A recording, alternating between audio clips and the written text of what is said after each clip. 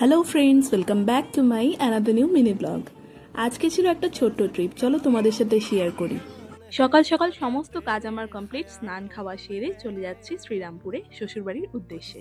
এখন আমরা পৌঁছে গেছি মেট্রো স্টেশনে। আজকে মেট্রো স্টেশন বেশ ফাঁকা ছিল, আর টাইমিংটা আমরা এই কারণে দুপুরবেলায় চুজ করি যাতে ফাঁকা মেট্রোটা আমরা পাই। জিদানবাবু তো ট্রেন চড়তে ভীষণ ভালোবাসে, ফাঁকা মেট্রোতে ওর বেশ মজা হচ্ছিল। এদিক ওদিক দেখতে দেখতে অনেকটা আমরা জার্নি ক্রস করে ফেলেছি। এসে গেছি আমরা এখন এসপ্ল্যানেড মেট্রো স্টেশনে।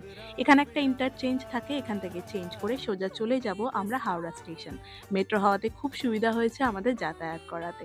সবসময় ক্যাবে যেতে ইচ্ছাও করে না, আর ট্রাফিকের মধ্যেও পড়তে হয়, তার থেকে অনেক ভালো হয় মেট্রো। অনেকটা টাইম আমাদের বেঁচে যায়।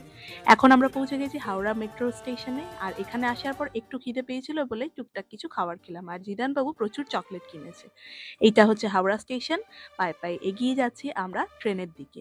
আমাদের ট্রেন ছিল এখান থেকে সোজা শ্রীরামপুরে।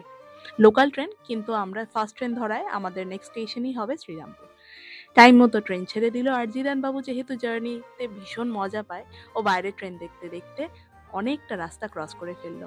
এরপর জিদানের একটু ঘুম ঘুমও পাচ্ছিল, আর ও তো খাওয়া দাওয়া করে এসছে। এখন বাজে প্রায় 3:30, বাড়ি গিয়ে একটু ঘুমোবে। আর দেখো, যেতে যেতে জিদানের এত ঘুম পেয়েছে যে ট্রেনের মধ্যেও ঘুমিয়ে পড়ছিল।